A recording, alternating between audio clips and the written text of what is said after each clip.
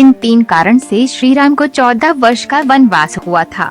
जय श्री राम दोस्तों, यह प्रसंग रामायण से है और बहुत ही रहस्यमय है। आइए जानते हैं वो 3 कारण जिनके कारण से श्री राम को 14 वर्ष वन में जाना पड़ा। वैसे तो दोस्तों सब लोग माता कैकेयी को दोष देते, उन्हीं पर उंगली उठाते हैं। उनके मांगे गए वरदानों के कारण ही प्रभु श्री राम को राजसुख त्याग कर 14 वर्षों तक वनवास में रहना पड़ा। उनके मांगे गए वरदान से ही पूरी रामायण का आधार बनता है। कैकेयी के पात्र की सभी को घृणा होती है। आज भी कोई अपनी पुत्री का नाम कैकेयी नहीं रखता है। इन्हीं वरदानों के कारण कैकेयी को हर किसी की उपेक्षा का पात्र बनना पड़ा। यहाँ तक कि अपने पुत्र भरत से भी कटु वचन सुनने पड़े। लेकिन क्या कैकेयी ने अपने पुत्र को राज्य मिलने के लालच या मंथरा के बहकावे में आकर ये वरदान मांगे थे? सभी को लगा कि ये सब कैकेयी ने अपने पुत्र को राज मिलने के लालच में किया है। क्या वे वाकई श्री राम के वनवास जाने के पीछे यही कारण था?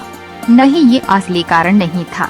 श्री राम के वनवास का और इन परिस्थितियों के साथ एक परिस्थिति और थी जिसके कारण उन्होंने ऐसा किया। आइए जानते हैं। पहला कारण बात उस समय की है जब कैकेयी राजा अश्वत्थी की बेटी थी और श्रवण कुमार के पिता रत्न ऋषि राजा अश्वत्थी के राज पुरोहित थे। और रत्न ऋषि ने ही कैकेयी को सभी शास्त्र वेद पुराण की शिक्षा दी थी।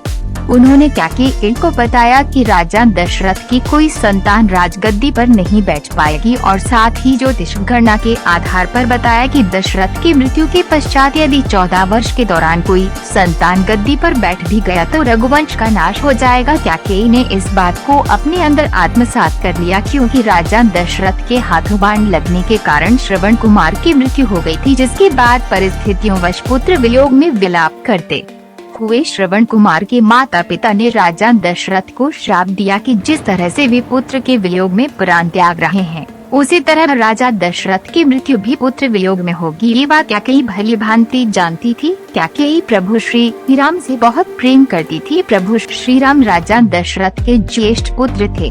राजा दशरथ की मृत्यु पुत्र वियोग में होने का मतलब था कि श्री राम की मृत्यु कैकेयी अपने प्रिय पुत्र को खोना नहीं चाहती थी, इसलिए उन्होंने श्री राम के लिए 14 वर्षों का वनवास मांग लिया। साथ ही कैकेयी नहीं चाहती थी कि उनका प्रिय पुत्र रघुवंश के नाश का कारण बने और उन्होंने ये वरदान मांगा कि उनके पुत्र को राज्य दिया जाए। सभी की भलाई के लिए कैकेयी ने अपने पुत्र की घृणा को भी स्वीकार कर लिया। प्रभु राम ने स्वयं माता कैकेयी को कभी गलत नहीं कहा। साथ ही जब भरत ने अपनी माता को कटु वचन कहे तो प्रभु श्री राम ने उन्हें रोका। ये तो हुआ पहला कारण श्री राम के वनवास जाने का। अब जानते हैं दूसरा कारण क्या था।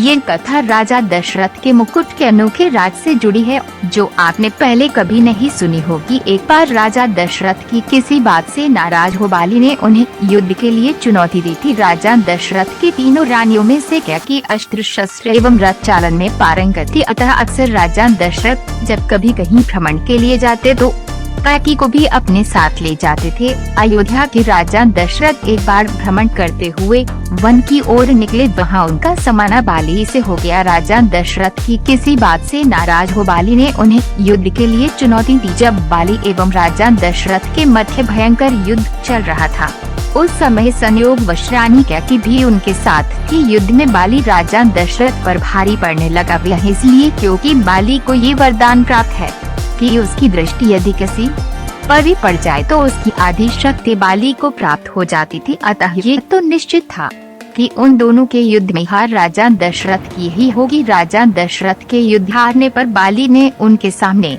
एक शर्त रखी कि या तो वे अपनी पत्नी कैकेयी को वहां छोड़ जाए या रघुकुल की शान अपना मुकुट यहाँ पर छोड़ जाए। तब राजा दशरथ को अपना मुकुट वहां छोड़ रानी कैकेयी के साथ वापस अयोध्या लौटना पड़ा। रानी कैकेयी को यह बात बहुत दुखी। आखिर एक स्त्री अपने पति के अपमान को अपने सामने कैसे सह सकती थी। यह बात उन्हें हर पल कांटे की तरह चुभने लगी कि उनके कारण राजा दशरथ को अपना मुकुट छोड़ना पड़ा। वह राज मुकुट की वापसी की चिंता में रहती थी। जब श्री राम जी के राज तिलक का समय आया तब दशरथ जी व कैकेयी को मुकुट को लेकर चर्चा हुई। यह बात तो केवल यही दोनों जानते थे। कैकेयी ने रघुकुल की आन को वापस लाने के लिए श्री राम के वनवास का कलंक अपने ऊपर ले लिया और श्री राम को वन भिजवाया। उन्होंने श्री राम से कहा भी था कि बाली से मुकुट वापस लेकर आना है। श्री राम जी ने जब बाली को मारकर गिरा दिया, उसके बाद उनका बाली के साथ संवाद होने लगा। प्रभु ने अपना परिचय देकर बाली से अपने कुल के शान मुकुट के बारे में पूछा था।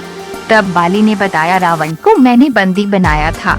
जब वो भागा तो साथ में छल से वे मुकुट भी लेकर भाग गया। प्रभु मेरे पुत्र को सेवा में ले लें, वह अपने प्राणों की बाजी लगाकर आका मुकुट लेकर आएगा। जब अंगद श्री राम जी के दूत बनकर रावण की सभा में गए, वहाँ उन्होंने सभा में अपने पैर जमा दिए और उपस्थित वीरों को अपना पैर हिलाकर दिखाने की चुनौती दे दी। रावण के महल के सभी योद्धा ने अपनी पूरी ताकत अंगद के पैर को हिलाने में लगाई, परंतु कोई भी योद्धा सफल नहीं हो पाया। जब रावण के सभा के सारे योद्धा अंगद के पैर को हिला न पाए तो स्वयं रावण अंगद के पास पहुंचा और उसके पैर को हिलाने के लिए जैसे ही झुका, उसके सर से वे मुकुट गिर गया। अंगद वे मुकुट लेकर वापस श्री राम के पास चले आए। ये महिमा थी रघुकुल के राज मुकुट की, तथा कैकेयी के कारण ही रघुकुल के लाज बच सके। यदि कैकेयी श्री राम को वनवास नहीं भेजती तो रघुकुल सम्मान वापस नहीं लौट पाता। कैकेयी ने कुल के सम्मान के लिए सभी कलंक एवं अपयश अपने ऊपर ले लिए, अतः श्री राम अपनी माताओं सबसे ज्यादा प्रेम कैकेयी को करते थे। ये हुआ दूसरा कारण। अब जानते हैं तीसरा और सबसे महत्वपूर्ण कारण ये था कि रावण की उम्र सीमा समापन पर थी। रावण की आयु में 14 ही वर्ष शेष थे। प्रश्न उठता है कि ये बात कैकेयी कैसे जानती थी।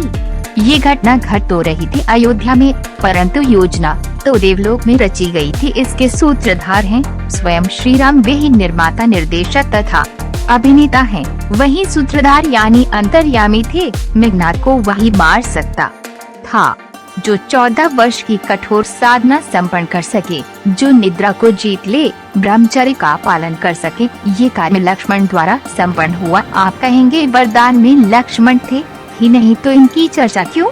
परंतु श्री राम जानते थे कि भाई श्री राम के बिना लक्ष्मण रह ही नहीं सकते। श्री राम का यश यदि नौका है तो लक्ष्मण कर्म पतवार है और पतवार बिना नौका चल नहीं सकती। सारी योजना का केंद्र राक्षस वध है। तो श्री राम के पूर्वज महाराजा हिरण्य के उस श्राप का समय पूर्ण होने में 14 ही वर्ष शेष हैं, जो श्राप उन्होंने रावण को दिया था कि मेरे वंश का राजकुमार तेरा वध करेगा। और देवताओं ने जिस उद्देश्य से विष्णु को श्री राम अवतार में भेजा था, उसके पूरा होने का समय भी आ रहा था, पर कारण नहीं बन रहा था। तो उन्होंने देवी सरस्वती से मदद मांगी। तो देवी सरस्वती देवताओं के आग्रह पर मंथरा की जीत पर बैठ गई और मंथरा ने कैकेयी को भड़काकर श्री राम के वनवास जाने का कारण बना दिया और रावण वध के साथ देवताओं का उद्देश्य संपन्न हुआ। तो ये था श्री राम के वन जाने के ये 3 कारणों के बारे में पुराणों में, शास्त्रों में जो जानकारी मिली आपके समक्ष प्रस्तुत करी है। ये कहानी यदि आपको अच्छे लगे हैं तो कमेंट बॉक्स में श्री राम जरूर